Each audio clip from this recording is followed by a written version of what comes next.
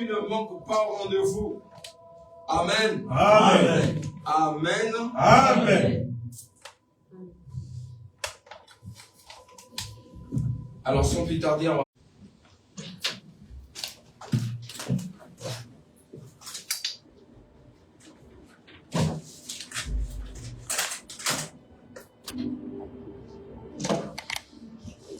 Prenons la Bible dans le livre de Matthieu.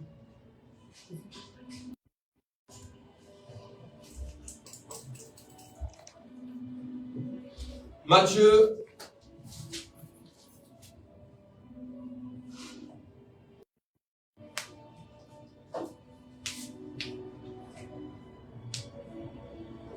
Matthieu 1 à partir du verset 23.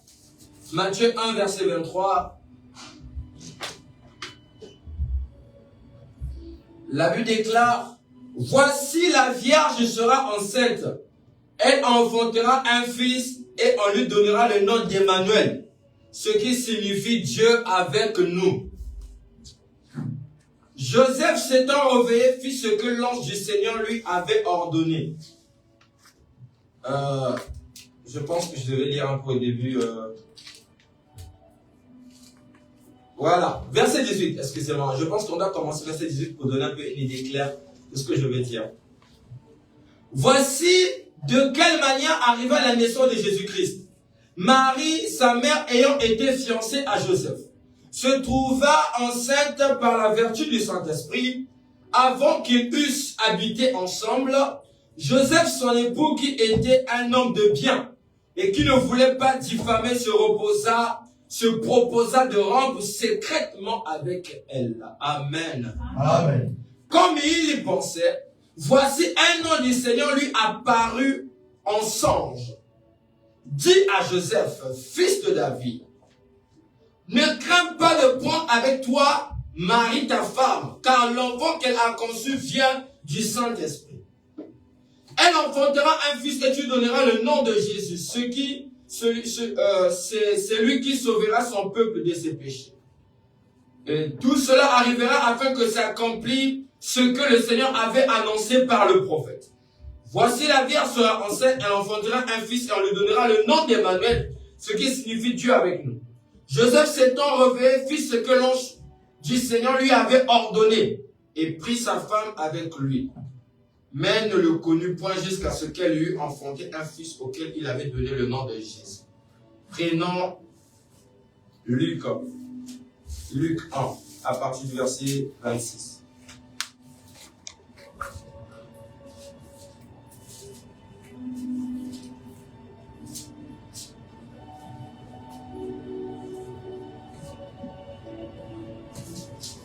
Au sixième mois, l'ange Gabriel fut envoyé par Dieu dans une ville de Galilée appelée Nazareth, auprès d'une vierge fiancée à un homme de la maison de David nommé Joseph.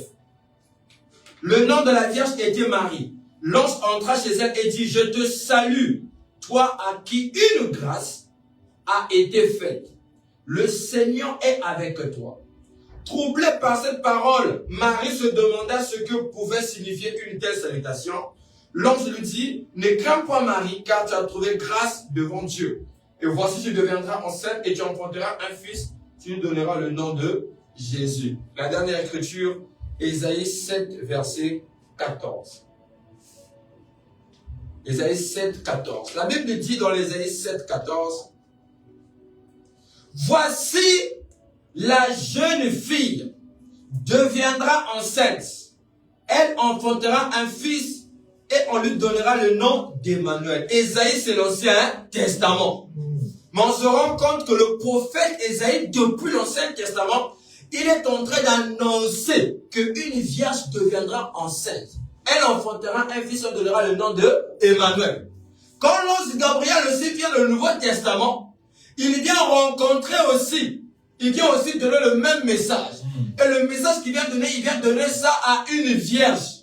Qu'on appelle, parce que Marie était une jeune fille vierge. Michée 5, 2. Et toi, Bethléem Ephrata, de toi sortira pour moi celui qui dominera sur Israël. Amen. Amen. Là aussi, Michel, Ancien Testament, il est en train d'annoncer Bethléem. Jésus est né où? À Bethléem. Amen, amen. Amen. Que Dieu bénisse sa part, je vous prie de vous asseoir.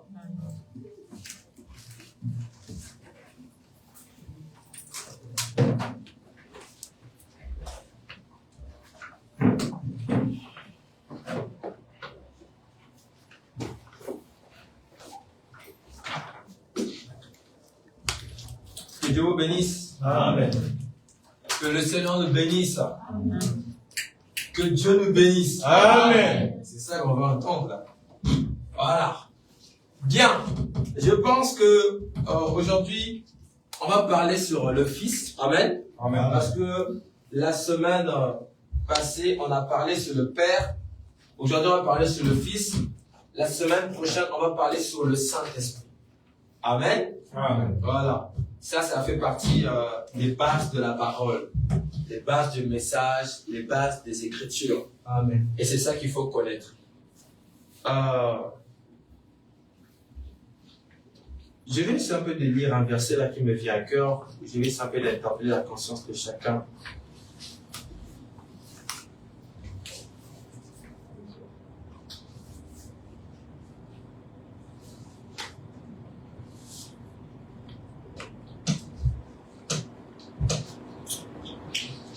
Proverbe 22, verset 26. Verset 6, autant pour moi. La Bible dit,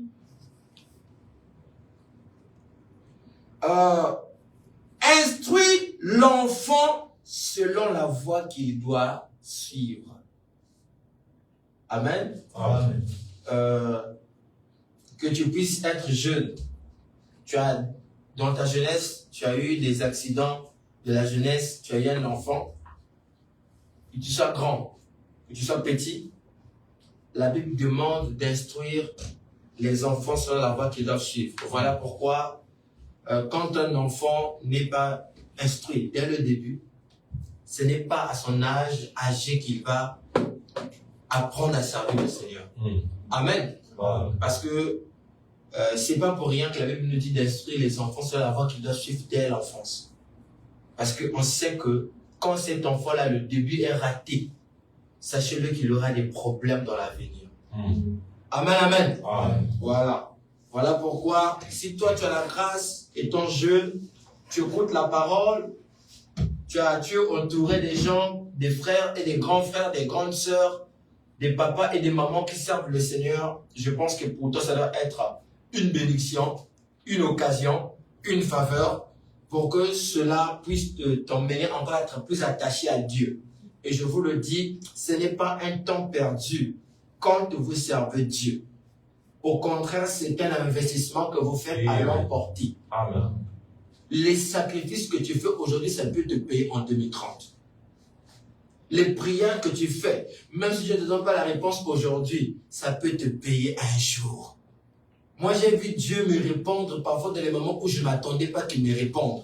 Et il me dit que non, ce sont les prières et les programmes que tu avais organisés. Tant, voilà la solution. Donc, de la même manière que nous faisons des économies pour investir, de la même manière aussi que nous faisons des économies dans la prière. Amen. Pour investir face aux problèmes. Amen. Amen, amen. Amen. Voilà pourquoi vous avez les enfants, vous devez veiller à les instruire sur la voie du Seigneur. Vous avez un petit frère et une petite soeur, vous devez veiller à les instruire sur la voie de Dieu. On ne nous a pas dit d'être instruit sur la voie du monde, mais sur la voie de Dieu. Parce que quand quelqu'un échappe de cette voie, c'est fini pour elle. Amen, amen. Amen. Alors, on est en train de parler sur la divinité de Jésus-Christ. Jésus-Christ et ses origines, le citame. La divinité de Jésus-Christ. Et dans la divinité de Jésus-Christ, on a parlé de la Trinité. Et la Trinité signifie trois. Voilà, on n'a pas dit que non, c'est trois dieux, mais on a dit que c'est Dieu en trois fonctions. Il est Père, il est Fils, il est Saint-Esprit. On a montré le Père avec tous ses attributs. On a montré comment il était. On a expliqué. On a montré aussi qu'il était El Shaddai, Dieu au féminin, qui porte la responsabilité de mère. Il est vrai que Dieu n'est pas une femme, mais là, il joue la fonction de mère autant El Shaddai. Et ici, aujourd'hui, on va parler sur le Fils. Amen. Amen. Alors, toujours le Fils, c'est encore une fonction comme le Père, comme le Saint-Esprit. Amen. Donc, le Fils, c'est la deuxième fonction de Dieu. Amen. Amen. En parlant de la Trinité. Alors d'abord, le Père qui est au-dessus de nous.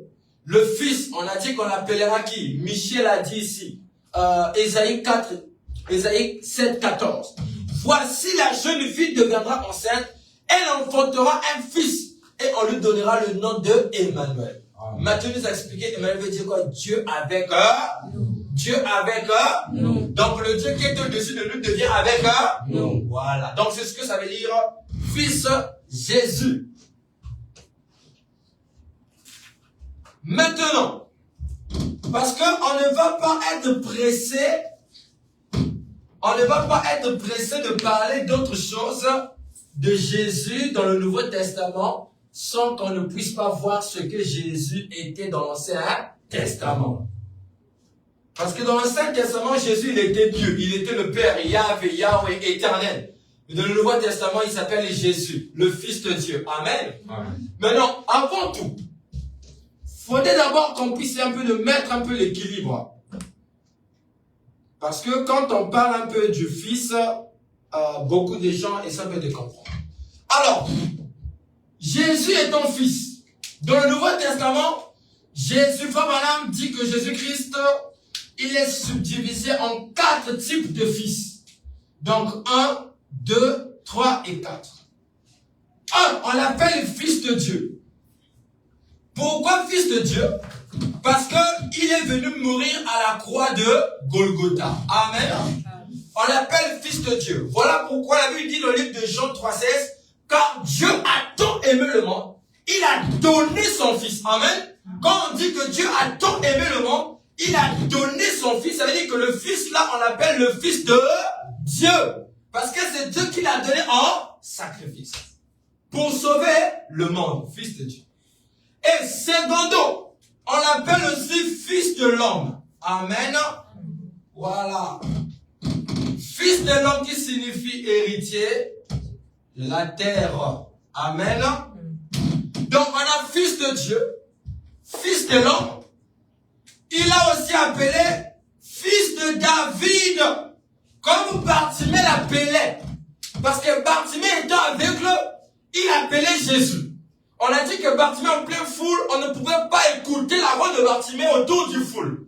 Mais ce qui a fait que Bartimée puisse crier, c'est parce qu'il y avait une foi dans sa voix. Amen, amen. Amen. Et Bartimée étant de crier, Jésus, Jésus, fils de David. Il n'a pas appelé Jésus, fils d'Abraham. Il n'a pas appelé Jésus, fils de Dieu. Il n'a pas appelé Jésus, fils de l'homme. Mais David, Bartimée, est en train d'appeler Jésus, fils de David. Or que fils de David signifie héritier du trône. Parce que David ici, il avait mis au monde un enfant appelé Salomon. Et celui qui avait hérité le trône. Amen, amen. Voilà pourquoi on est appelé fils de David, héritier du trône. Amen. Amen. Et le 4e fils, il est aussi appelé fils d'Abraham. Le type d'Abraham et Isaac qui devait être donné en sacrifice. Donc il est aussi appelé fils d'Abraham. Et fils d'Abraham qui veut dire héritier de la Palestine. Amen. Amen. Voilà. C'est même là où se trouve le combat actuellement entre Iran, Irak, Israël. Est-ce que vous comprenez? Donc, Christ, Jésus, le Fils de Dieu, il est subdivisé en 4 fils. Fils de Dieu, il est venu mourir à la croix. Fils de l'homme, héritier de la terre. Fils de David, héritier du trône. Et fils d'Abraham, héritier de la Palestine qui existe aujourd'hui. Maintenant, on va maintenant rentrer dans notre sujet.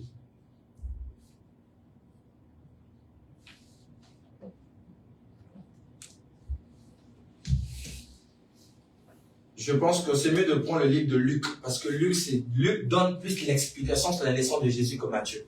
Donc on va prendre Luc. Je pense que Luc, ça serait bien. Luc 1.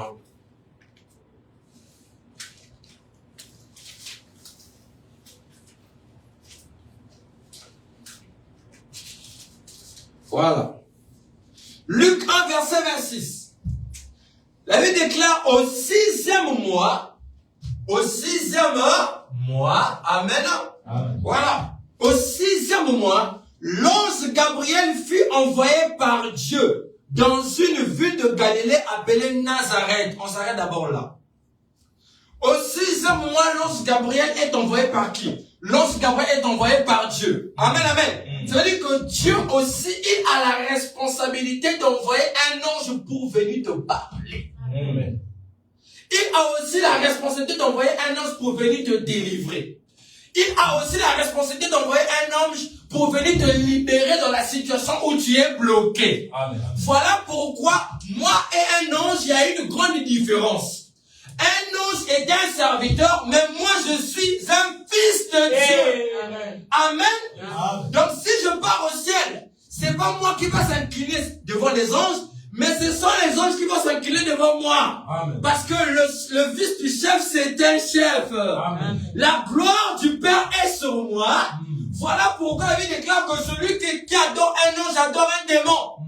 Nous n'adorons pas les anges. Le seul et le véritable que nous adorons, c'est le Seigneur Jésus. Amen. Et tous les anges, Michael, Gabriel, Absel, Azaël, tous les anges que vous connaissez là, nous on ne peut pas les adorer. Amen. Ils ont été créés pour nous servir.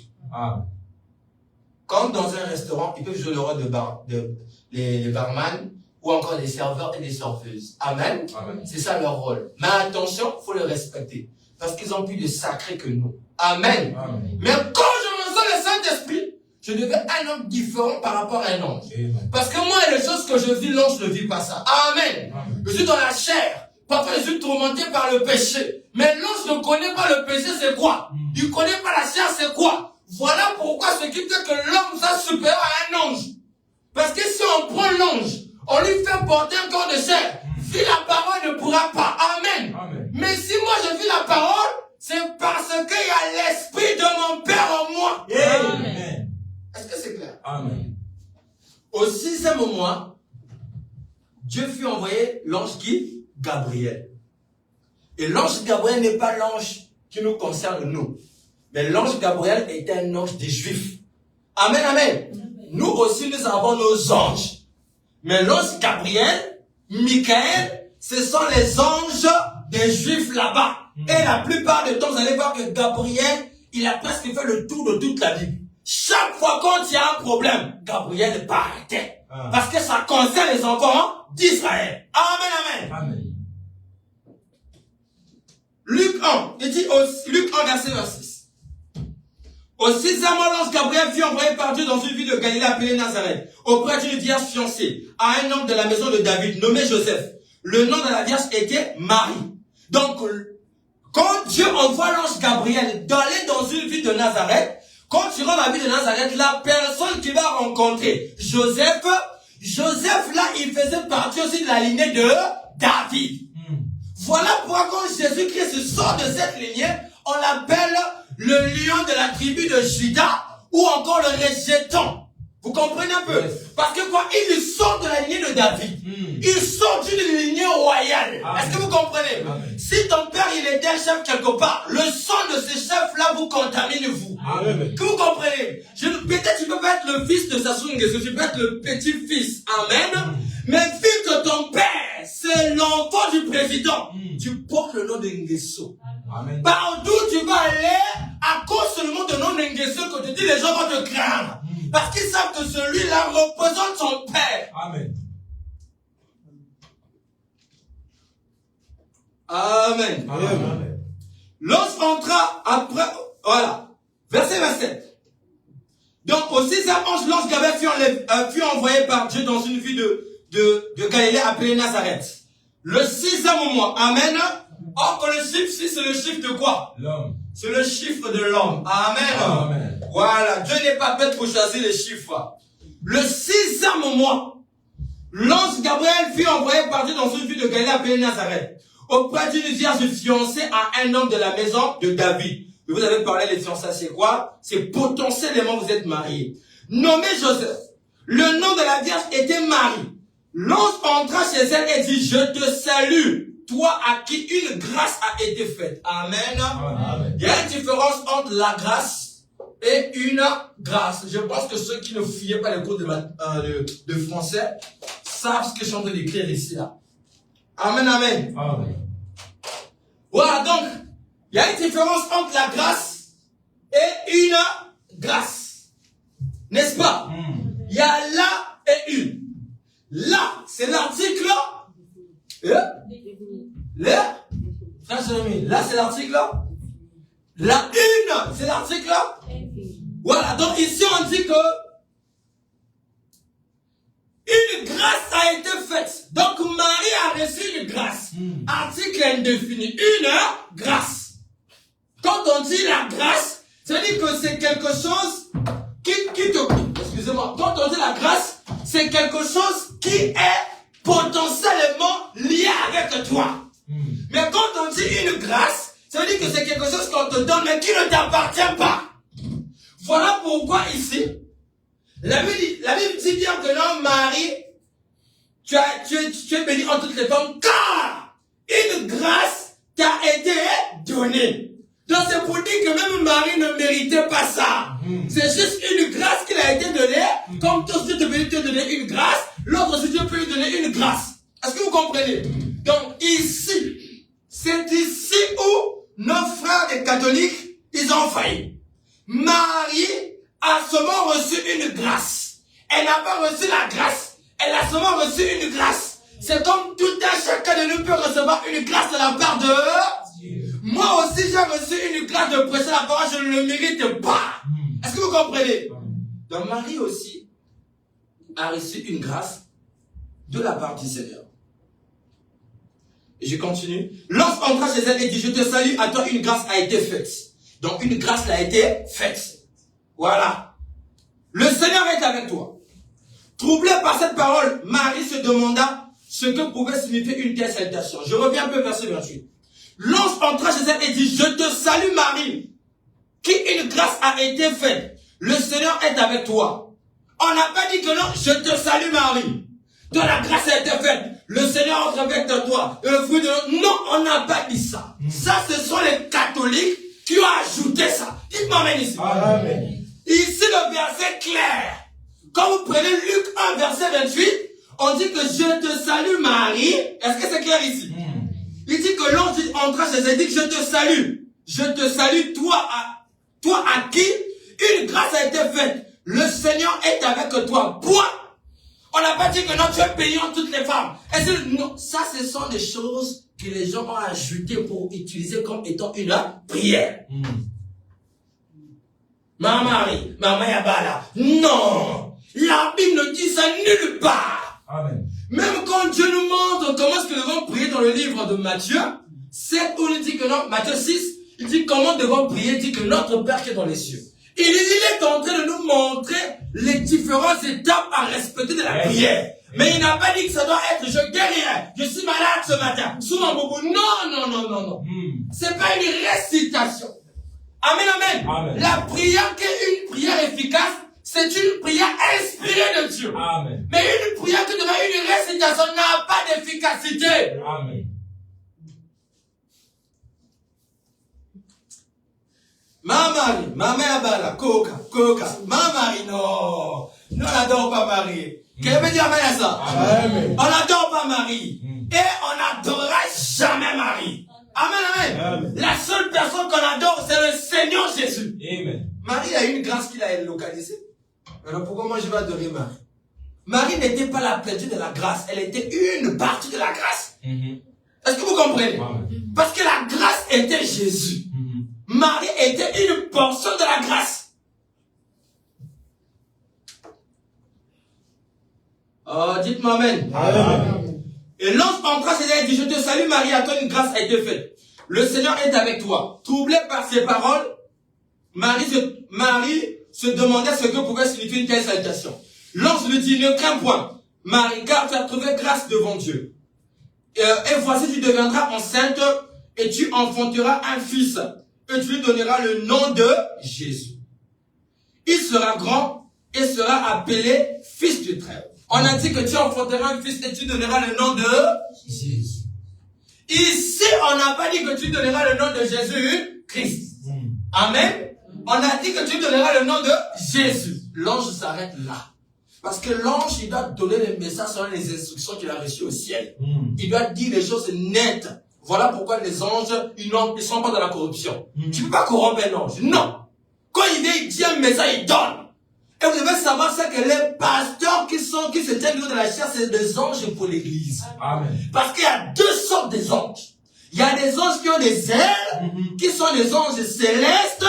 Il y a aussi des anges terrestres. Amen. Amen. Maintenant, les ailes des anges terrestres, c'est les deux testaments. Amen. Amen, amen. Yes. Donc quand on parle les ailes, on parle les mystères.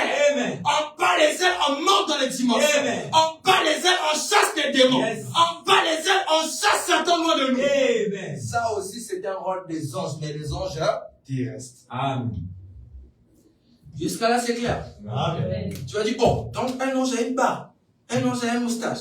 Donc un ange, oui, il y a aussi des anges qui sont dans la chair humaine. Amen, amen. Amen. Alors, on continue ici. Auprès d'une vierge fiancée à un homme de la maison de David, nommé Joseph. Le nom de la vierge était Marie. Non, je pense que c'est ici. Verset 30. L'ange lui dit, ne crains point, Marie, car tu as trouvé grâce devant Dieu. Et voici, tu deviendras enceinte et tu enfanteras un fils, tu donneras le nom de Jésus. Il sera grand.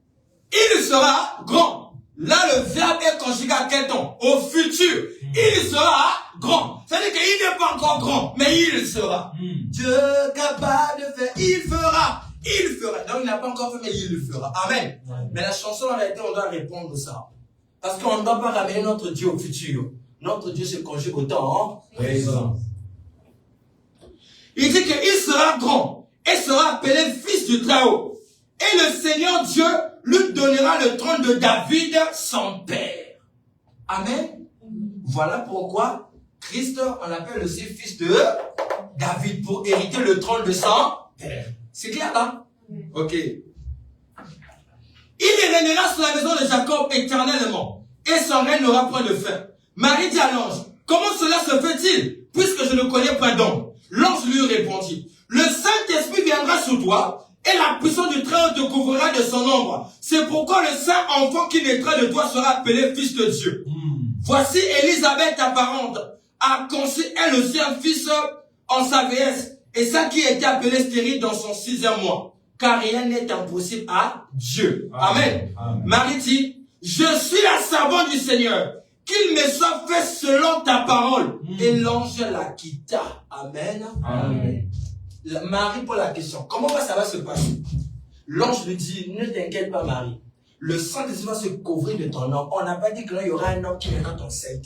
Non. On a dit que le Saint-Esprit te couvrira de son ombre, et ensuite il y aura un enfant appelé Jésus dans ton ventre.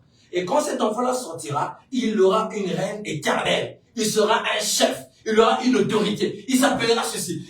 Donc, l'ange est en train de donner la description de ce qui se passera quand Marie tombera enceinte. Amen. Amen. Donc, ça veut même dire que si on dit que Marie, c'est la mère de Jésus, ce qui veut dire que non, si on parle de Marie, c'est la mère de Jésus aussi, on doit aussi parler du père de Jésus. Amen, amen. Parce que si on dit que Marie, la grossesse qu'elle avait eue là, c'était un homme qui l'avait mis ça, donc ce qui veut dire qu'on doit localiser ce père-là. Mais la Bible dit que Joseph n'avait jamais connu Marie. Marie était toujours vierge. Mais comment est-ce que on dit que Marie est toujours vierge et que Marie met ce monde et Joseph, il cherche encore à fuir même Marie? C'est pour dire, c'est parce que Joseph s'est rendu compte, mais comment est-ce que la femme que moi j'ai fiancée, elle tombe encore enceinte? Donc Joseph s'est dit que non, elle était tombée enceinte d'un autre homme. Parce qu'il était fiancé. Mais il avait oublié que c'était l'ange qui avait fait cela. Voilà pourquoi dans Matthieu 1, l'ange est apparu à Joseph et lui a dit, Joseph, ne répudie pas ta femme, hein, Marie. La grossesse qu'elle a là, c'est le Saint-Esprit qui a mis ça en elle. Donc Marie, elle n'était qu'une incubatrice. Vous comprenez? Une incubatrice. Donc un élément où Jésus pouvait se placer pour venir sur la terre. C'est comme Dieu. Quand la première fois il a emprunté un corps de chair pour venir visiter Abraham, c'était un corps de chair qu'il a emprunté. Des 16 éléments. Il est rentré dans ce corps, Michael et Gabriel, ils sont rentrés dans le corps, ils sont venus visiter Abraham. Et comme il a emprunté un corps de chair pour venir visiter Abraham, rien aussi n'est impossible de rentrer dans le ventre d'une femme pour venir sortir sur la terre. Amen. Parce qu'il est Dieu. C'est là où les maris disent, les gens de Marie disent, oh non, moi j'ai vu ma Marie. Quand je priais, j'ai vu ma Marie m'emmener au ciel. Donc les gens accentuent leur foi sur Marie que sur Jésus. Vous comprenez? C'est comme aujourd'hui, Frère Branham est venu, Frère Branham, un grand prophète. Il a apprécié, il a fait des miracles, et on a amené aussi des gens qu'on appelle des branhamistes. Je vois là, dernièrement, j'ai montré à Lucas, une église là, on prie que Branham Dieu. Et on te dit au nom du Seigneur Branham, et sans vous voyez? Et ce sont des choses, donc dès que la personne reçoit souvent une petite gloire, les gens ne voient plus Dieu, mais ils voient maintenant la gloire de cet homme-là. Et pourtant, ils oublient que c'est Dieu qui lui a donné la gloire. Oui. Donc, lorsque Gabriel a parlé à Marie, au 6e mois, le chiffre 6 c'est le chiffre de l'an. Et Marie, quand elle a reçu ce message, elle a dit que cela soit fait selon la volonté, qui signifie Amen. Parce que Amen veut dire qu'ainsi soit-il. Amen. Donc, ça veut dire que quand Marie, l'ange a parlé, l'ange lui a expliqué et Marie a dit Amen. Vous comprenez? Parce qu'elle s'est dit, ah, mais comment moi je ne connais pas donc, mais j'aurais tel et tel et tel. Mais qu'est-ce qui se passe? Automatiquement, l'ange lui a dit, ne crains pas Marie. Le Saint-Esprit va faire son travail. Prenons maintenant Matthieu. Matthieu 1, verset 18. Voici de quelle manière arriva la naissance de Jésus-Christ. Ah. Voici de quelle manière arriva la naissance de Jésus-Christ. Marie, sa mère étant... Ici, quand on parle Marie, sa mère, c'est pas une mère. C'est pas une mère comme étant une mère qui a... comment dirais-je, qui a engendré cet enfant par ses cellules, non. Marie et Joseph étaient des parents adoptifs de Jésus. Parce que Jésus n'avait pas le sang de Marie, il n'avait pas aussi le sang de Joseph. Je vous l'ai dit ici, si Jésus portait seulement une petite gouttelette de sang de Marie, ça veut dire que Jésus s'est né dans le péché. Oui. Parce que le sang de Marie était un sang souillé. Parce que Marie, elle est née par les rapports d'un homme et d'une femme. Oui. Ça veut dire que tout homme qui est né par ce moyen-là est né dans le péché. Amen. Que tu, même Branham est né dans le dites-moi amen. Amen. Moïse est né dans le péché. Vous comprenez? Tout le monde est né dans le péché. Mais si Jésus, il rentrait dans le corps de Marie, et que Marie lui partageait ses cellules, lui partageait ses vaisseaux sanguins, lui partageait ses anticorps, automatiquement Jésus aussi devait être né dans le péché. Amen. Or que s'il est dans le péché, il ne peut plus venir ôter encore le péché. Amen. Parce que la charité bien ordonnée commence par soi. Amen. Mais comment est-ce que moi je ne suis pas je pourrais enlever ce qui ne marche pas? Donc pour enlever ce qui ne marche pas, il faudrait d'abord que je ne puisse pas avoir en moi ce qui ne marche pas là-bas. Jusqu'à là, c'est clair. Amen. Voilà. Voici de quelle manière arriva la naissance de Jésus-Christ. Marie, sa mère, étant fiancée à Joseph, se trouva enceinte par la vertu du Saint-Esprit. Et avant qu'ils eussent habité ensemble, Joseph, son époux, qui était un homme de bien, qui ne voulait pas la diffamer, se proposa de se rompre secrètement avec elle. Parce que quand Joseph a remarqué que Marie était tombée enceinte, il ne voulait pas parler de ça. Parce que parler, diffamer ici, ça veut dire quoi? Il voulait parler du mal de Marie aux gens. C'est ça la diffamation. Donc il ne voulait pas le faire. Pour l'amour qu'il avait pour Marie, il ne voulait pas aller dire aux gens que non, mais moi j'ai fiancé une sœur, mais la sœur que c'est tombée enceinte avant qu'on puisse se marier et tout. Mais Joseph est resté tranquille. Maintenant, il cherchait maintenant à rompre la relation secrètement avec Marie. Voilà pourquoi même Dieu même connaît les secrets de vos cœurs que vous cachez. Amen. Parce que Joseph n'avait pas dit ça à Marie. Mais le même ange qui est venu parler à Marie est aussi venu parler à Joseph. C'est ça même l'amour. Amen. Amen. Voilà, si toi tu aimes une sœur, si tu dis que c'est Dieu qui te parle, le même Dieu qui te parle doit aussi aller parler à la sœur. Amen. Et non incité par les visions des prophéties. Amen. Amen. Est-ce qu'il y a quelqu'un qui dire amen à ça? Amen. Oh non, c'est parce que j'ai aidé la sœur là. c'est parce que je l'ai rendu service. Tu sais, souvent quand on parle à l'église, souvent moi qui l'appelle le transport. C'est pas parce que tu l'appelles le transport et tu commences à dire qu'il y a une garantie là-bas. Amen. Amen. Si tu ne veux pas, tu laisses te payer tes transports.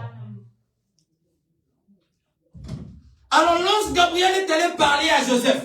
Parce que Joseph était le fiancé de Marie. Donc l'ange Gabriel lui-même, il a pris sa décision d'aller visiter Joseph dans un songe. Là-bas, c'était une manière que Dieu parlait par les visions et par les songes. Là-bas, il parlait dans un songe. Il a dit Marie, il a dit à Joseph, ne répudie pas ta femme Marie. La grossesse qu'elle a là, c'est le Saint-Esprit qui a placé ça. Amen.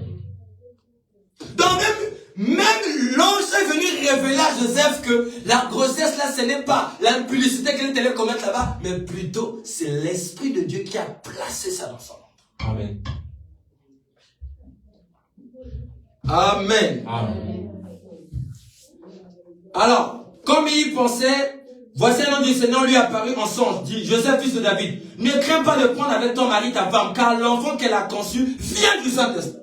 Donc ça ne vient pas d'un papa quelque part. Ça ne vient pas d'un tonton quelque part. Non, Marie n'avait pas rencontré les tontons rouges. Mais c'est le Saint-Esprit qui avait placé cet enfant dans le ventre. Amen. Mais si le Saint-Esprit peut créer le pied là où il n'y a pas de pied, le Saint-Esprit peut même donner la couleur des yeux là où il n'y a pas des yeux. Amen. Donc c'est l'enfant, il ne pourrait pas créer dans la matrice d'une femme. Amen. Amen. Dieu est capable de tout, frère. Donc Dieu lui-même est allé confirmer. Dieu lui-même est allé lui parler. Dieu lui-même est allé lui révéler. Voilà pourquoi Marie ne s'inquiétait plus. Parce que Marie savait que si le même Dieu qui m'a parlé, il pourrait aussi parler à Joseph au lieu de rendre secrètement avec moi. Amen, amen. Amen. Bien. Donc là, j'ai placé ma base. Je vais encore lire une écriture ici dans l'Ancien Testament. Jésus, avant qu'il soit appelé dans le Nouveau Testament, il était déjà annoncé depuis l'Ancien Testament, depuis beaucoup des années. On parlait de Jésus depuis l'Ancien Testament, depuis beaucoup des années. Mais c'est que beaucoup de gens ne comprenaient pas. Parce que quand vous prenez la Bible dans le livre de Michée, 5 verset 2, la Bible dit que « Et toi, Bethléem Ephrata, de toi sortira pour moi celui qui dominera sur Israël. Et toi, Bethléem Ephrata. » Or que quand vous prenez Matthieu 2, à partir du verset 1, la Bible dit que Jésus est né à Bethléem. Donc là, on est en train de montrer que le prophète Michée, depuis les Anciens Testaments, il est en train d'annoncer qu'à Bethléem, un jour, sortira un roi, celui qui dominera Israël. Vous savez pourquoi est-ce que Jésus-Christ a été arrêté? La première raison qui a fait que non, Jésus puisse être tué, lapidé, la première raison, parce qu'il se proclamait le roi. Pendant qu'il y avait un roi qu'on appelait le roi Hérode. 2, parce que Jésus-Christ faisait des miracles pendant le sabbat. Et eux, ils disaient que non, comment est-ce que toi tu peux venir, tu fais des miracles pendant le sabbat. Or, autant que non, le sabbat, tu ne dois pas agir ainsi. Et il s'est aussi proclamé le maître du sabbat. Donc tout ce qu'il a dit là, ça a énervé les Juifs. Ça les a énervés. Et c'est ce qui a fait que la rancœur soit dans le cœur pour chercher à crucifier Jésus. Amen, amen. Amen. Donc il y a 3. Ce sont les 3 raisons. Alors, donc Michée nous dit Bethléem. Or que dans le Nouveau Testament, dans le livre de Matthieu 2:1, la Bible nous dit aussi que Jésus-Christ était né à Bethléem. Et Ésaïe 7, qu'on vient de lire ici, on nous dit que voici la Vierge deviendra enceinte. On a dit une jeune fille. Amen. Pourquoi Dieu avait choisi une jeune fille? Amen. Dis-moi amen. Amen. Dieu pouvait choisir Élisabeth parce qu'Élisabeth était stérile. Amen, amen. Dieu pouvait choisir Élisabeth pour que Jésus puisse venir à travers Élisabeth.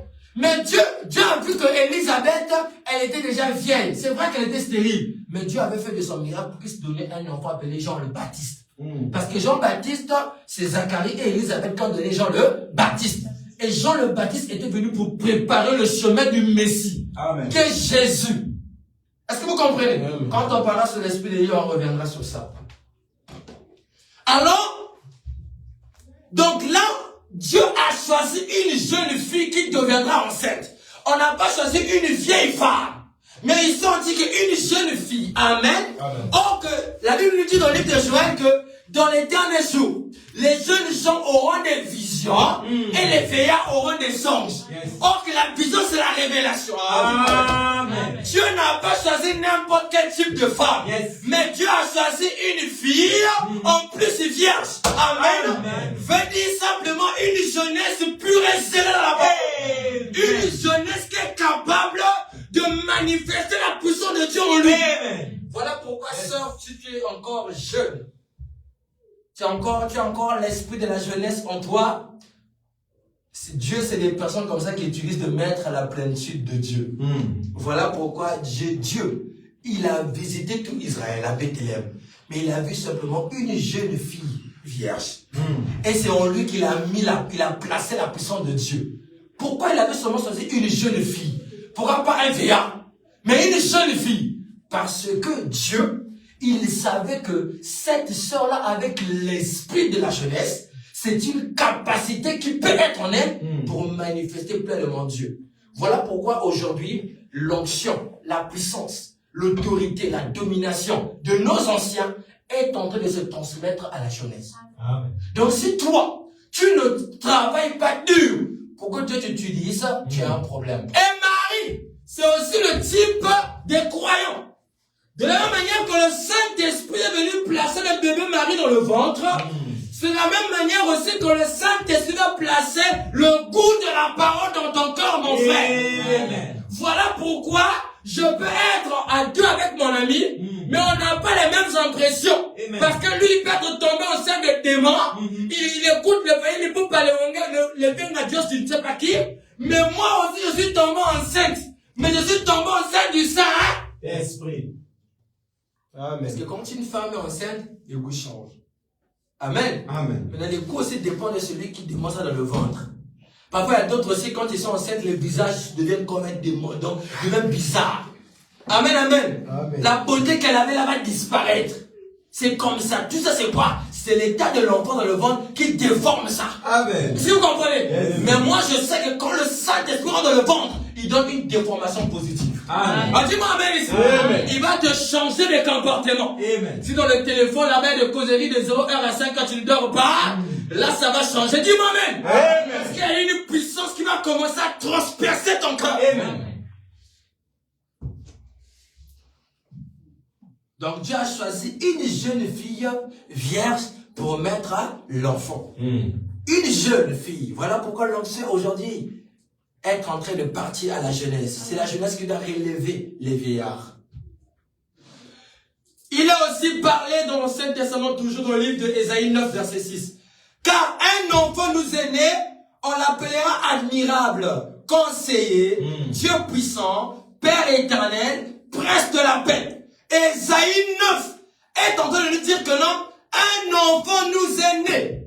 On l'appellera admirable. Et on l'appellera conseiller. On l'appellera Dieu puissant. On l'appellera Père éternel. On l'appellera le prince de la paix. Amen, amen, amen. Et si vous venez dans le livre de Matthieu 1, vous allez voir que le livre de Matthieu aussi, c'est la même chose que la Bible dit ici là. Verset 23.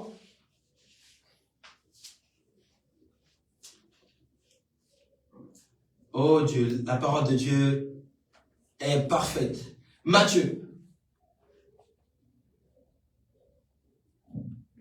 Voilà. Verset 23. Vous allez voir que ici on a dit qu'on l'appellera admirable. Quand c'est Dieu du puissant Père éternel, prince de la paix. Matthieu 23, il dit que la Vierge sera enceinte, elle enfantera un fils. On lui donnera le nom de Emmanuel. Ce qui signifie Dieu avec nous. Non, la deuxième partie là où je cherche là.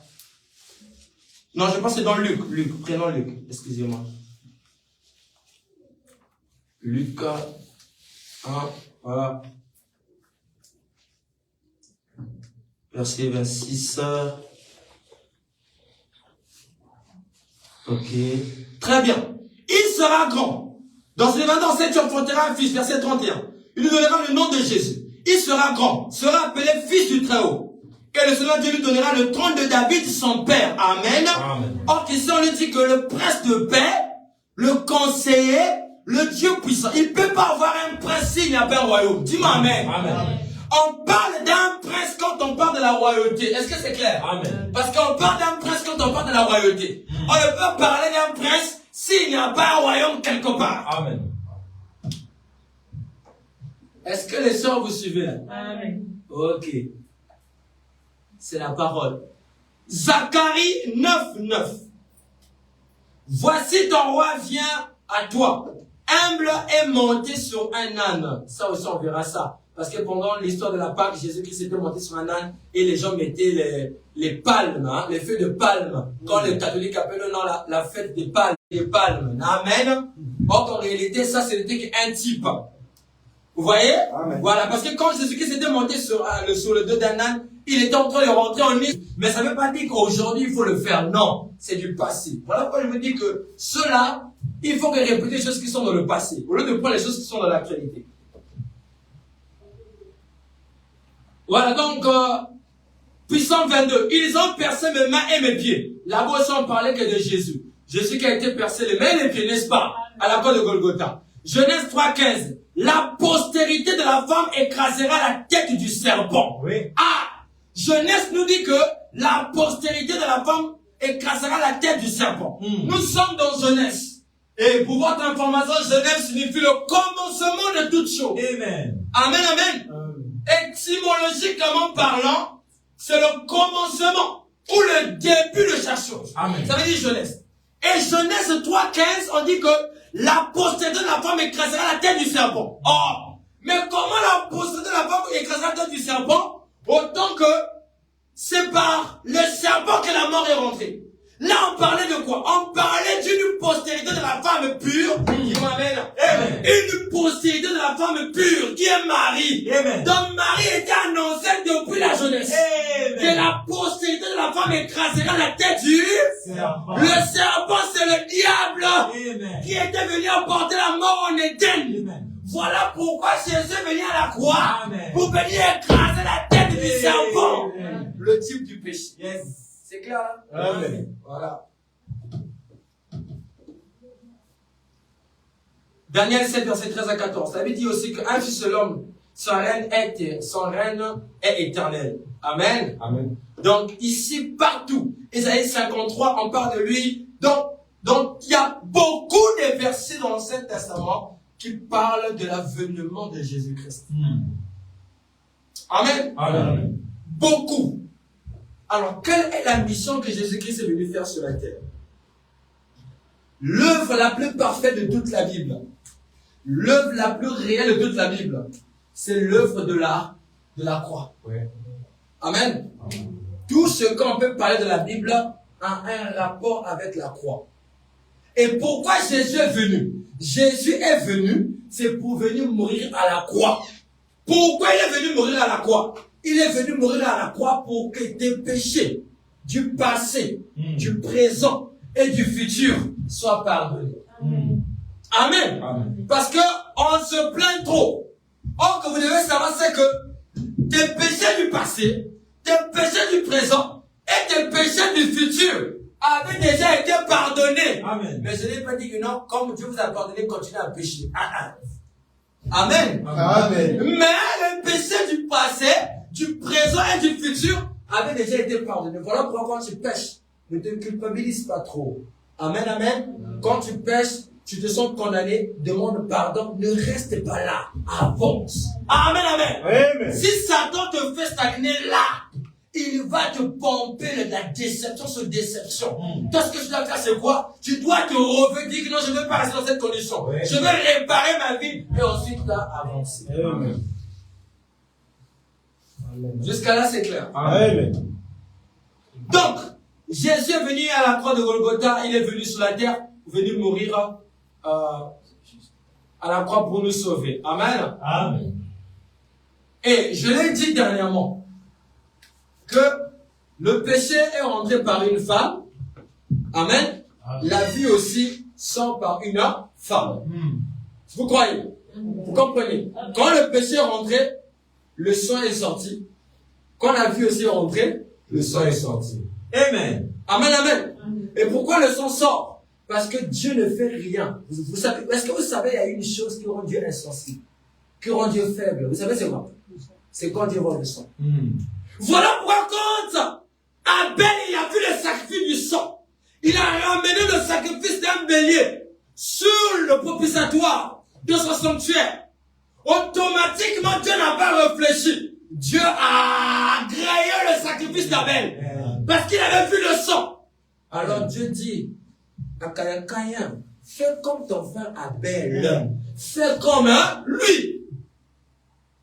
Parce que Dieu, il sait qu'il y a quelque chose qu'il aime, c'est le sang.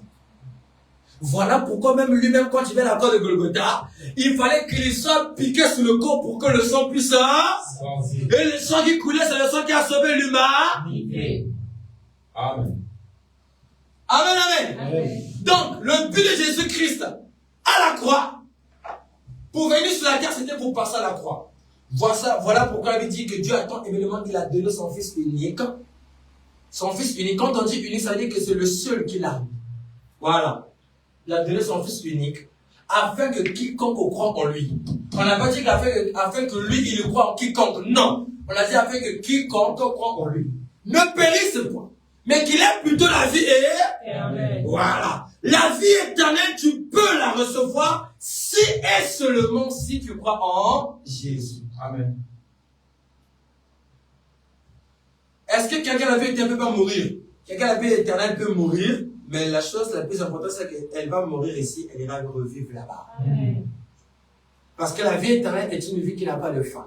Et pour votre information, la mort pour moi, ce n'est pas étrange. Si aujourd'hui Dieu décide que je meurs, je serai heureux. Pourquoi? Parce que la mort est un véhicule qui me permet d'aller dans ma maison. Amen. Amen, amen. Amen. Parce qu'ici, il y a trop de stress. Payer le wifi, des charges, ça me stresse trop. Amen, amen. Mais là-bas, je sais que je vivrai une paix éternelle. Amen. Il n'y aura pas un enfant pour venir me mal nous dire j'ai faim. Il n'y aura pas un enfant pour me déposer, etc. plus. Yes. Parce que là-bas, il y aura la paix et... Amen. Ah non, c'est chaud. Ah, le salon que moi je m'attendais. Ah, les primes là aussi, je n'ai pas atteint là-bas. Vraiment, Dieu là, c'est stressé. Mais là-bas, il y aura la paix. Amen. Amen. Voilà pourquoi pour nous les élus, quand quelqu'un meurt, on ne pleure pas. C'est vrai que ça fait mal, c'est les sentiments qui sont là, mais si tu sais que cette personne est allée au ciel, tu seras heureux. Amen. Mais comme on est dans la chair, voilà pourquoi on pleure. Voilà pourquoi tu peux crier, ah, tu es parti, un tel. Mais une personne qui est morte et qui savait qu'il servait le Seigneur, quand le pasteur Barouch est mort, on a vu une colombe tourner au ciel, dans le stade. On a vu un arc-en-ciel sortir, qui montrait, Dieu montrait que son serviteur, il est allé droit dans la 6e dimension. Toi aussi, quand tu vas mourir, tu iras où? Quel ciel? Dans les nuages. Quel ciel que vous irez? Quel ciel? Quand toi tu vas mourir, tu iras dans quel ciel? Amen, amen. Amen. Voilà, ici tu es en train de préparer tes projets du ciel, mais là-bas, dehors là-bas, tu peux pas tes projets comment tu as mis sur la terre. Mais après aussi, tu peux aussi mourir parfois si tu n'as pas pu atteindre ces projets. Voilà pourquoi quand tu viens à l'église, maximise assez de temps et de force, parce que la vraie vie qui t'attend, c'est la vie après la mort. Amen. Parce que cette vie-là, tu laisseras ça. Mais après que tu vas quitter, il y a une autre vie qui t'attend. Mais cette vie-là aussi qui t'attend, dépendant de la manière que tu l'as préparée ici. C'est juste.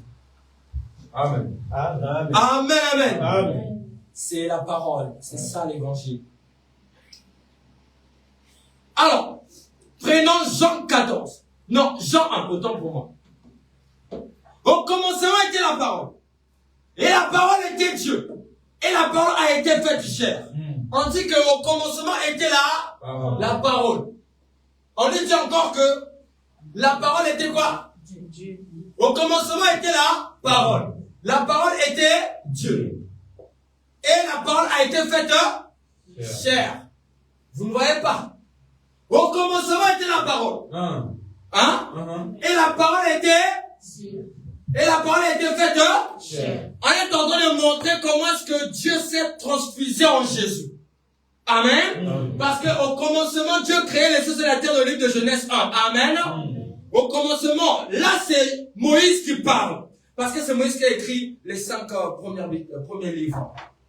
Mais au commencement était la parole. Ça c'est Jean. Donc la première révélation de Moïse, au commencement Dieu crée les choses de la terre. Au commencement Dieu avait fait ceci. Mais quand Jean vient, il dit qu'au commencement était la parole. Est-ce qu'il se contredit? Non.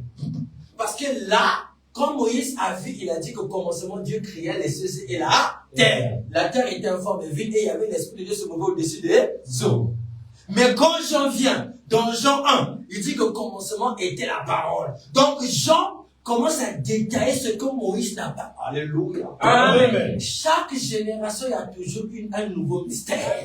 La génération de Moïse, au commencement, Dieu créait sur la terre. La génération de Jean, au commencement, était la parole. La parole était avec Dieu et la parole était faite chair. Mais dans la génération de Branham, au commencement, était la plus grande pensée éternelle. Et dans cette pensée, il y avait des attributs. Toi aussi, tu es une attribut de Dieu. Amen. Amen. Donc là, Jean, Moïse nous dit qu'au commencement, l'Esprit de Dieu se mouvait au-dessus de Dieu. Mais l'Esprit là, c'est qui? Amen, amen. Mais là, quand on vient ici, et l'Esprit là avait parlé que la lumière soit et la lumière fut. C'est ça la parole.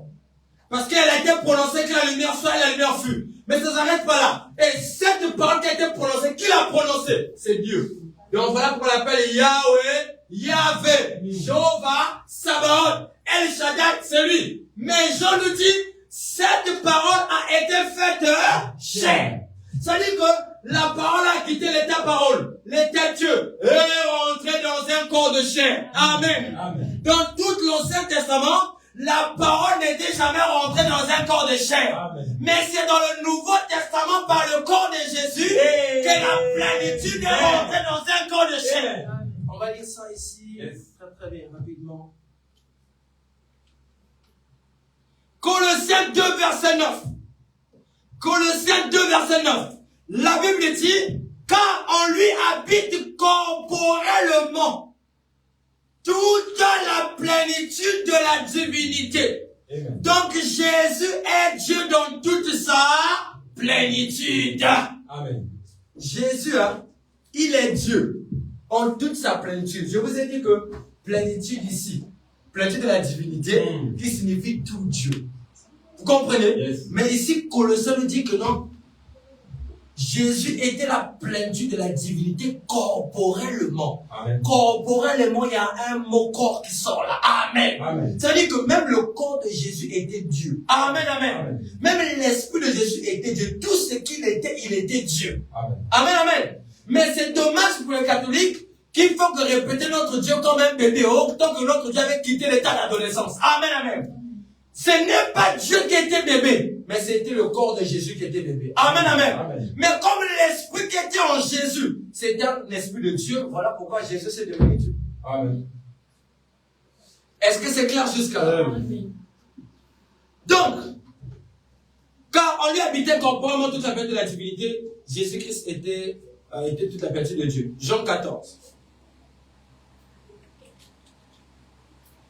Jean 14.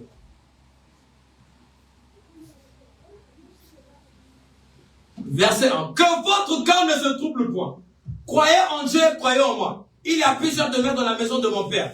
Si cela n'était pas, je vous l'aurais dit. Je vais vous préparer une place. Et lorsque je m'en serai allé, et que je vous aurai préparé une place, je reviendrai. Et je vous prendrai avec moi. Afin que là où je suis, vous soyez aussi. Vous savez où je vais. Vous en savez le chemin. Thomas lui dit, Seigneur, nous ne savons où tu vas. Comment pouvons-nous en savoir le chemin? Jésus lui dit, je suis. Il est toujours conjugué au temps, hein? Amen. Je suis. Amen. Pourquoi tu ne peux pas?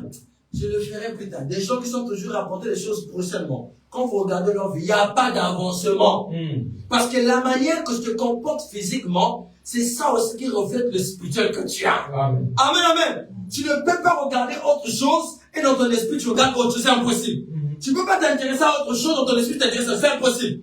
Si tu t'intéresses à la Bible, ça veut dire que l'esprit désire la Bible. Amen. Amen. Tu t'intéresses aux habits, ça veut dire que l'esprit qui est en toi s'intéresse à la cupidité. C'est clair. Et lorsque je m'en serai allé et je vous aurai préparé une place, je reviendrai et je vous prendrai avec moi, afin que là où je suis, vous soyez aussi. Vous savez où je vais. Jésus lui dit, je suis le chemin, la vérité et la vie, nul ne vient au Père que par. Il dit que nul ne vient au Père que par. Nul ne vient au Père que par. Nul ne vient au Père que par. chemin pour venir vers le Père. Oh, comment ça? Mais en réalité, c'est le Père qui va être le chemin pour venir vers le Fils. Parce que c'est le Père qui a commencé, n'est-ce pas? Mais comment lui, on aurait de faire ça? Lui, qui lui donne, lui non. Donc c'est lui qui lui donne le chemin de celui-là, n'est-ce pas? Oui. Mais comment lui il vient? Il dit que non, je suis le chemin qui vous emmène vers lui. C'est comme si une contradiction. Parce qu'en réalité, c'était lui le Père qui est devenu introduire à Jésus. Vous comprenez? Mais là, Jésus dit que non, je suis le chemin. Tu ne veux pas voir le Père si ce n'est que par moi. Donc ça dit que Jésus-Christ, il était l'image de Dieu invisible. Amen. Yes. Donc quand tu vois Jésus, tu vois Dieu. C'est clair? Amen. Amen. Voilà. Verset 8. Jean 14, verset 8. Philippe lui dit, Seigneur, montre-nous le Père et ça nous suffit. Jésus lui dit, il y a si longtemps que je suis avec vous. Tu ne m'as pas connu, Philippe. Ah, celui qui m'a vu a vu le Père. Celui qui m'a vu a vu le Père. Ah, Jésus. On ne comprend plus. Le Père là-bas, c'était l'Esprit et tout. Mais tu dis que non, celui qui t'avait vu le Père. En réalité, restez tranquille. Parce que là, c'est une partie sensible, restez tranquille. En réalité, quand Jésus dit que non, celui qui m'a vu a vu le Père. Philippe, il était avec Jésus pendant beaucoup de temps, il ne savait pas quand Jésus disait que non, mon Père fera ceci. Je ne peux rien faire sans que ce soit la volonté de mon Père. Les gens ne comprenaient pas que non, ce que Jésus disait, c'était simple. Regardez, on peut parler par exemple de Jésus. Hein? Je n'ai pas dit qu'il est comme ça, c'est un exemple. On peut par exemple de Jésus. Et Jésus, ici, ça c'est le corps. Et dans le corps, il a un esprit qui l'anime. Amen. Amen. Donc quand Jésus dit que je ne peux rien faire sans que ça ne vienne au Père, donc ça veut dire qu'il ne parle pas de son corps, mais il parle de l'esprit qui l'anime. Amen. Parce que l'esprit qui l'anime, c'est l'esprit qui était la parole, qui est Dieu qui s'est Amen. fait chair. Amen. Est-ce que tu comprends? Amen. Vous comprenez? Amen. Donc, il dit que là, depuis le temps que je suis avec toi, Philippe, il y a si longtemps que je suis avec toi, et tu ne m'as pas connu, Philippe. Celui qui m'a vu a vu le Père. Comment dis-tu que montre-nous le Père? Ne crois-tu pas que je suis dans le Père et... Amen. Est-ce que quelqu'un comprend là? Amen. Il dit, ne crois-tu pas que je suis dans le Père et le Père est en moi? Ah, c'est comment là? Il dit que je suis dans le Père et le Père est en moi. Ah, bon, on ne comprend pas. Bon, il se mélange. C'est un mélange comment? Hétérogène ou homogène? Amen, amen. Amen. Il dit que tu ne sais pas que je suis dans le Père et le Père en moi. Ça, c'est le mélange homogène. Amen. Amen. Où les deux composants se mélangent et se transforment. Vous comprenez? Voilà, comme l'eau et le sucre. Vous prenez l'eau, vous prenez le sucre. Vous mélangez les deux. Il y a beaucoup de gens qui prennent même le truc, ils ne savent pas que c'est la physique et la chimie. Alors vous prenez l'eau, vous prenez le sucre, vous mélangez. Et quand vous allez tourner, il y a un moment donné, le sec qui était le sucre, la masse, va se dissoudre dans l'eau. Amen. Amen. Maintenant, toi, tu vas te demander où est le sucre. Mais le sucre que j'avais laissé là, c'est où? Oh, le sucre là a été avalé par l'eau. Amen. Or, pour l'eau, c'est le type de la. Amen. Le sucre, c'est l'air. Donc, l'esprit se cache dans l'eau. Vous comprenez? Amen. Donc, l'esprit va se dissoudre dans le corps. Et les gens vont seulement voir l'eau. Parce que l'eau, on peut toucher ça. Mais quand l'esprit rentre dans l'eau, l'esprit change de forme. Amen. Maintenant, pour sortir l'esprit, qu'est-ce qu'il faut faire? Il faut aller goûter l'eau. Amen. Parce que si tu goûtes l'eau, tu goûtes le sucre. Oui. Parce que le sucre est dans l'eau. Amen. Ah, là, les gens sont perdus. Oui. Tu comprends ce problème? Tu comprends? Vous comprenez? Hein? Amen, amen. Amen. C'est ça la parole. Je revois encore. Ça, c'est l'eau. Amen. Ça, c'est un récipient d'eau. Et dans ce récipient d'eau-là, et ça, c'est le sucre. Et ça, en bas ici, c'est l'eau. Amen. Ici, la Bible dit ici que Jésus lui dit, il y a si longtemps que je suis avec vous. Tu ne m'as pas connu, Philippe. Philippe, celui qui m'a vu a vu le Père. Comment dis-tu comment tu le Père? Ne crois-tu pas que je suis dans le Père et le Père est en moi? les paroles que je vous dis, je ne les dis pas de moi-même. Mais le Père qui demeure en moi, demeurer veut dire habiter. Amen. Le Père qui habite en moi, c'est celui-là qui fait ses œuvres. Donc, et ça c'est Jésus. Ça c'est Jésus. Et l'Esprit qui en lui, c'est le Père. Maintenant, les gens veulent chercher le Père, mais ils ne savent pas que le Père est Esprit. L'Esprit, on ne le voit pas, on le sent seulement. Vous voyez? Or, ici, on voit ce récipient-là. Celui-là, il met le sucre dedans. Ici, il y a l'eau. Il mélange. Et quand il mélange, ça donne un mélange homogène. Voilà. Il donne un mélange homogène. Et quand il mélange ces deux composants, on sent que le sucre n'apparaît plus, le sucre disparaît, mais il n'y a que l'eau qui apparaît. Et l'eau là, on peut toucher ça, on peut boire ça, on peut se laver avec. Vous comprenez? Donc ça veut dire quoi? Ici, le sucre représente comme étant un élément esprit. Et l'eau représente ici comme élément le corps de Jésus. Alors, le sucre est plongé dans le corps. On ne voit plus l'esprit, on voit seulement le corps. Mais comment je vais savoir qu'il y a l'esprit là? Il faut goûter l'eau. Quand je goûte l'eau, le goût que ça donne, c'est ça qui me fait dire que le Père est là. Et comment les gens goûtaient Dieu? Par les miracles qu'il a accomplis sur les 7 noms rédempteurs. Amen. Amen. Il a été Jéhovah Rapha, Jéhovah Jireh, Jéhovah Ra, Jéhovah Tikenu, Jéhovah Nissi, Jéhovah de tout. Il a manifesté ça. Et chaque fois qu'il manifestait ça, il était en train de manifester les attributs de la rédemption depuis l'Ancien Testament. Est-ce que c'est clair? Amen. Donc, Dieu, au-dessus de nous, Père au-dessus de nous, Fils, Emmanuel, avec nous. Voilà pourquoi Dieu a emprunté un corps de chair appelé Jésus, pour qu'il puisse être proche de l'homme. Vous comprenez? Vous savez, quand Dieu avait envoyé l'homme sur la terre, il a remarqué que l'homme ne faisait que tomber. Il a envoyé Adam, il est tombé. Il a envoyé Noé, il est tombé, parce que Noé, il était un soulard. Amen, on doit en parler. Il a appelé David, il est tombé, avec les femmes de Troué. Il a donné Salomon, vrai qu'il y a la décompris de gauche à droite, il est tombé. Amen. Il a appelé la plupart de ces hommes qui sont venus sur la terre, ils sont tous ça tombés. Dieu a dit, pourquoi depuis que j'envoie ces hommes ne font que tomber? Dieu a dit, moi-même je dois venir sur la terre. Amen. Venir achever cette œuvre-là que j'ai envoyé les prophètes depuis là qu'ils n'arrivent pas à accomplir. Voilà pourquoi il est venu emprunter un corps de chair appelé Jésus.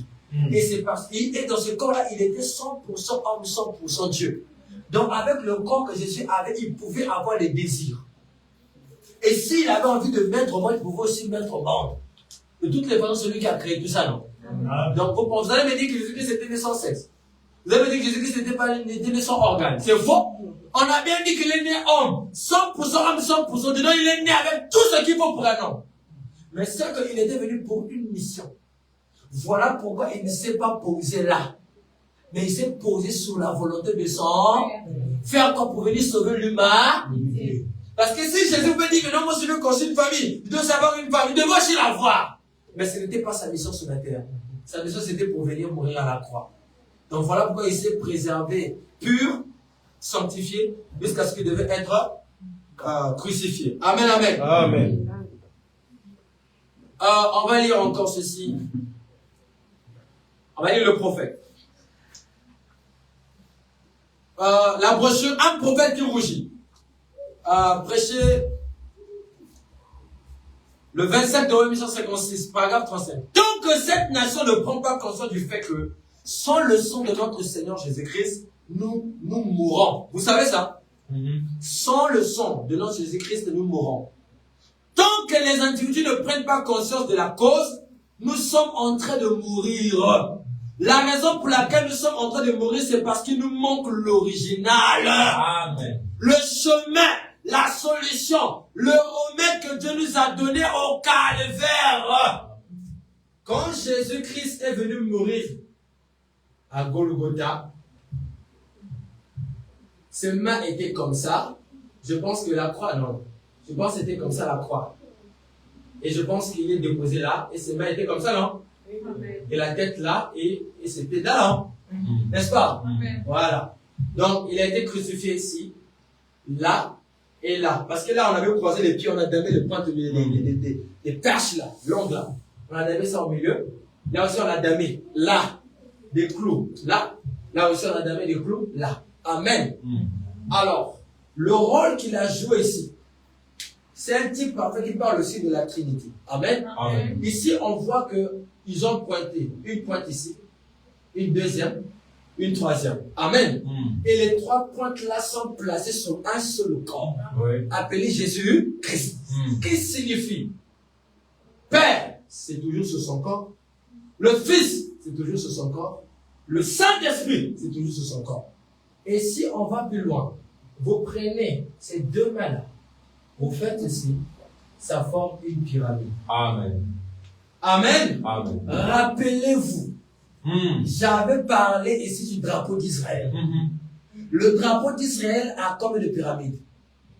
Combien de pyramides? 2 pyramides. Il y a même parfois des gens qui prêchent et en train de penser, dire, qu'est-ce que je vais manger à l'heure là? Qu'est-ce que je vais faire à l'heure là? Revenez ici. Amen, amen. Donc, ça forme une pyramide. Et la pyramide là est une pyramide qui descend vers le bas. Amen, amen. Parce que c'est même ici là où Jésus s'est arrêté avec les Juifs. Il a tourné son dos vers les nations. Parce que dès que Jésus-Christ a été crucifié, il a tourné le dos aux Juifs. Parce qu'ils l'ont crucifié, non? Parce que quand on a pris Jésus, on l'a condamné pour ce que je vous ai cité. Parce que c'est proclamé le chef, le roi du sabbat, le maître du sabbat. Il faisait juste pendant le sabbat. On a décidé de le tuer. Et on a dit, libérez Barabbas, fermez Jésus. C'est là où ils ont perdu tout. Parce qu'ils ont dit que non, que son sang tombe sur nous et sur nos enfants. C'est la malédiction. Amen, amen. Amen. Voilà pourquoi les enfants d'Israël ont été errants pendant beaucoup d'années. Partout dans le monde. Hitler les a massacrés. Mussolini, toutes les personnes ont massacré les enfants d'Israël. Parce que quoi, ils avaient rejeté le Messie. Mais quand le Messie viendra, la pyramide ne sera pas comme ça. Quand le Messie viendra, la pyramide doit être renversée. Parce qu'il doit y avoir une autre pyramide qui doit être en bas pour qu'ils puissent se croiser afin qu'ils forment ce qu'on appelle l'union. Amen. Amen, amen. Amen. Et cette union-là va se passer là-bas dans les airs. Comme je l'avais dit dernièrement, les morts en Christ seront ressuscités et nous serons tous transportés dans les airs à la rencontre du Seigneur dans les airs.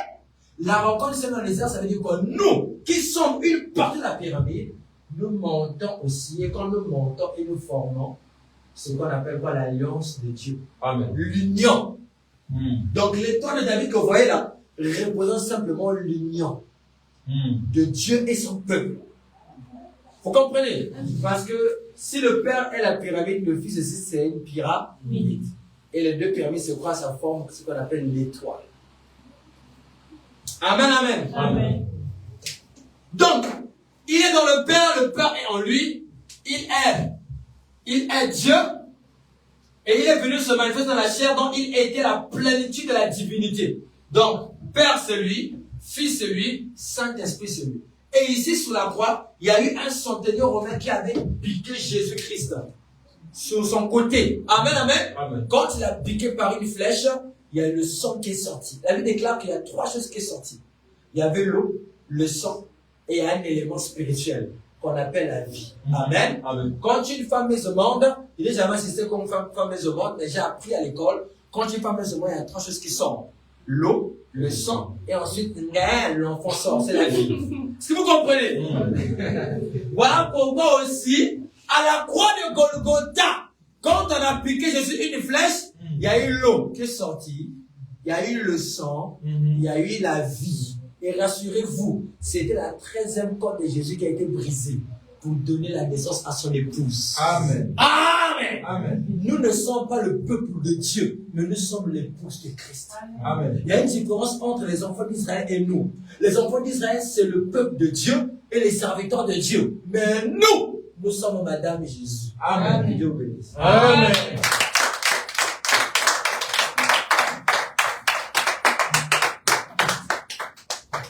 Il y a tellement beaucoup de choses.